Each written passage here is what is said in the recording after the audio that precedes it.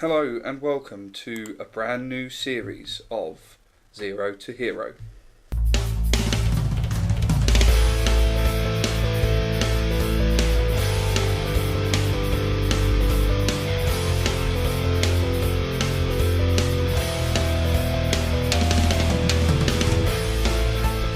Yes, welcome to Club 1, Episode 1 of this season's Zero to Hero. I'm Wes, and in today's episode we'll be introducing you to the club that we're starting with in this year's Zero to Hero, and then we'll be taking on Guiseley in our first game of the league season.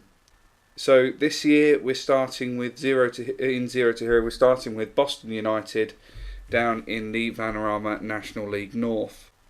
I chose Boston United because they are the closest playable team in the lowest possible division on the standard database of Football Manager 2019.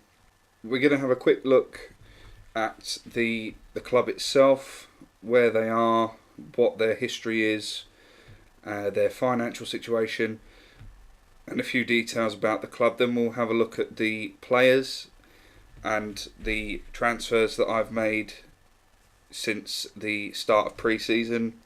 We'll have a look at our pre-season friendlies, the results we got from there, and we'll have a look to see where we're going to be hopefully trying to finish this season, where the media expect us to finish, where the board expect us to finish, and then we'll get on and play our first game of the league season against Guiseley.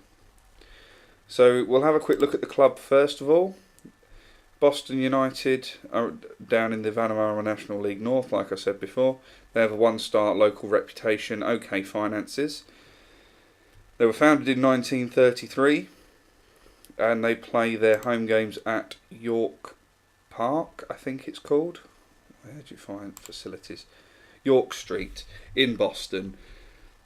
They rent that stadium. It costs them $72,000 a year, which is quite a lot really. The stadium was rebuilt in 1979 with a grass surface. We have fairly basic corporate facilities, average training facilities, adequate youth facilities, and average junior coaching and youth recruitment.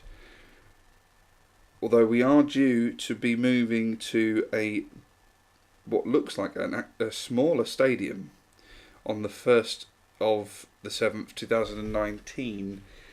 I don't know why we're moving to a smaller capacity stadium. Maybe it's because we're looking at building a bigger stadium, because the current capacity is 6,643, and the planned move to the community stadium is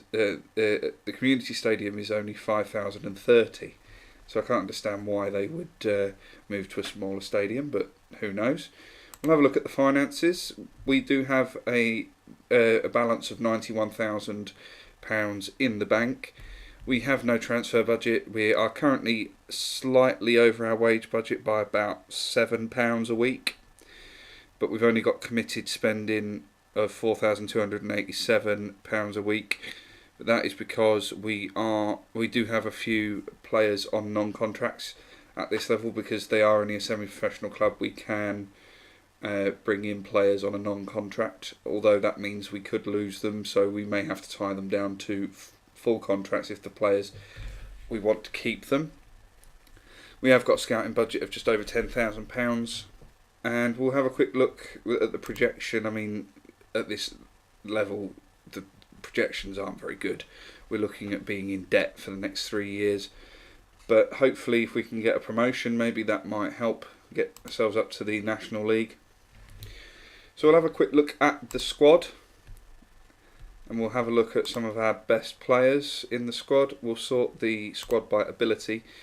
One of our best player at the club is a player you may recognise from my Up the Mariners series last year, however short-lived it was. Ben Davis. He's 37 years old, English right back. We're paying him £300 a week till the end of this season. He has a 4.5-star current and potential ability, and at 37 years old I can't see him playing for much longer. He was with us at Grimsby Town last year, and he's obviously signed for Boston United this year.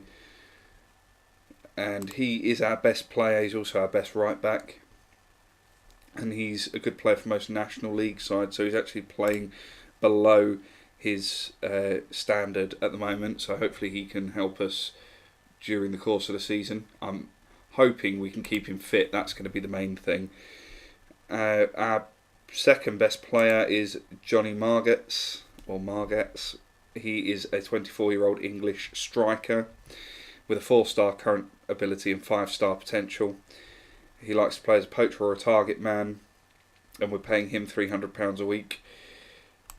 He's been at Boston. He's another newbie. He signed from Scunthorpe for a free transfer at the end of last season or beginning of this season. He's not one that we brought in. He was already at the club when we began the save.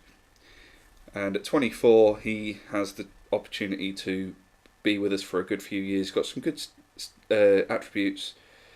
11 on finishing, 11 on penalty taking, heading of 11. He's got decent acceleration. He's a pretty decent striker for this level, so hopefully he can score a few goals for us this season. And our third best player, Jordan Slew, 25-year-old English left winger with a 4-star current ability, 5-star potential. We have him on a non-contract at the moment, so we only pay him when he plays, and he has an appearance fee of £200, so he's quite expensive. But again, if we don't play him, we don't have to pay him. His technicals aren't very good, but he has some very good physicals, acceleration, pace, jumping reach, natural fitness and strength, all very good. His work rate's at 14 as well, so he looks like he could be quite good for us. Likes to play as a winger, inside forward or wide target man. Can play on the right and up front, but he's only competent in those. He's only natural at left wing. He, as another newbie at the club, came in from Radcliffe on a free at the beginning of this season. Another one that we didn't bring in. He was already here at the club. We will go and have a look at the transfers that we have made since arriving at Boston. If you ignore the first 4, they were all here before I took over. This is where I started, and we brought in Sam Naylor on a free transfer. He is a 19-year-old English goalkeeper with a 2-star current ability, 4.5-star potential. He's joined on a non-contract because we only had one goalkeeper in the senior team and we needed someone as backup. So I thought I'd bring someone in. In fact, why is he in our under-23s? We'll move him to the senior squad. He's going to be our backup keeper this season. He comes in as actually our third best keeper. We've got Sebastian Makowski as well, who's at 31. But I believe he's currently out injured for 7 to 9 months, so Naylor will be deputising for him, deputising for our main keeper. We then managed to sign Romeo Akinola on a free transfer. He's a 19-year-old English central midfielder. Can play at defensive midfield, but likes to play as a Mazzala or a ball-winning midfielder or a box-to-box midfielder, which is good that he's versatile in all those. He's got a 2-star current ability and a 5-star potential. He looks like he could be good for us. We signed him on a free transfer after he was released by QPR. We then managed to sign a player that some of you may recognise if you've been watching the Premier League for the last 10 years, Ibrahima Sonko. I remember him when he played for Stoke in the Premier League, also playing for teams such as Ipswich Town, Hull City, Reading, all in the Premier League and the Championship. And then over the last few years he's been in Turkey and then came back to England playing for Harlow in the Ryman Premier League, or Ryman League Premier Division. We got him on a free. He is quite old, he is 37. He's a 37-year-old centre-back. He has been capped for Senegal. We're paying him £140 a week for just the 1 year. He's got 3.5-star current and potential ability, and he comes in as our best centre-back.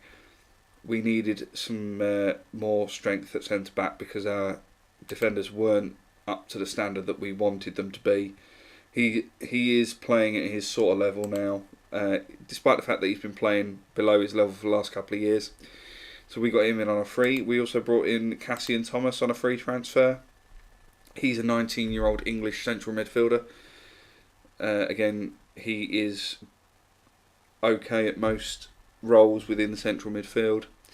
He's got a 3.5 star current ability, 5 star potential, some good physicals in here, and a few decent technical attributes. We're paying him £275 a week for the next 2 years. We signed him on a free transfer from Fulham. And finally, we signed Owain Jones on a free transfer. He is a 21-year-old Welsh under-21s capped right winger. Can play on the left and up front as well. He has a 2.5 star current ability, 5 star potential ability, and we signed him on a free transfer from Nuneaton, who also play at this level, and hopefully he can provide some backup for us. I just wanted to add some more strength and depth. Just so you know, with regards to transfers, I'm only going to be allowed to sign players that come up on my scout reports. I'm not allowed to use the player search option in the game because I just feel it's more realistic if we just go with the scouts. At this level, I'm not going to go out looking for players myself, and I don't think it's unrealistic, I don't think it's unrealistic for me just to allow my scouts to come to me with players. Okay, so we've had our first hiccup of the series, and it's happened in the first episode. I forgot to check when I recorded the match footage to see if my mic was actually recording, and it obviously wasn't because we didn't have any audio for the match footage. So rather than replaying the match, which I don't like doing anyway, or re-recording the commentary over the footage, which again I don't like because I prefer to have live commentary so you can actually get my realistic reaction, my true reaction to what's happening in the game as it happens. I feel because I know what's going to happen if I do it post-match, it loses something because I know what's going to happen. So I'm just going to show you the goals that we got in the game. We did win 2-0, beat Guiseley comfortably, performed really well, and the stats showed that we absolutely dominated our first game. So yeah, it was good stuff from us. We'll have a look at the goals. We had a free kick from Thanoji, who played it across to Jordan Slew with a fantastic thumping effort from the edge of the area with his first goal in his debut. Second goal, Walker came through on the right wing, crossed it across to Slew, and he put it away first time for his second goal of the season, proving to be a fantastic player for us. And he got the man of the match with 2 goals. Assists from Thanoji, obviously, and Walker. We played really well. Margotts didn't have the best of games on a 6.4, so we did sub him off in the 72nd minute. Gave Greg Smith a run out. And we did bring on Akinola in the second half as well. Brought Norris off because he was tiring. He was pretty average, really, on a 6.7. Other than that, I mean, our goalkeeper on a 6.9 because he didn't have a lot to do. He only had 3 shots and 2 of those were on target, so he managed to save both of those. We didn't have much to do, therefore didn't get a very good match rating, but everybody else was above a 7. I mean, we played very, very well. We looked like a decent team. That bodes well for how we're going to go this season, I think. So we'll have a look to see where we're going to come back for our second episode, hopefully with audio. We will play through the rest of August, and we'll come back for the first 2 games in September against Kidderminster and Stockport, and hopefully we can keep this run going and be in and around the playoffs or even top of the league by the time we come back we've only got 2 days now to our next game. I haven't played much more. I haven't played anything else other than this, other than the match. And then when I went to edit it, that's where I found that we had no audio. But anyway, if you like that, please give it a big thumbs up. Please like and subscribe for more Football Manager 2019 content. Don't forget, follow me on Facebook and Twitter at WeaselGamerTV for both of those. And thank you very much for watching.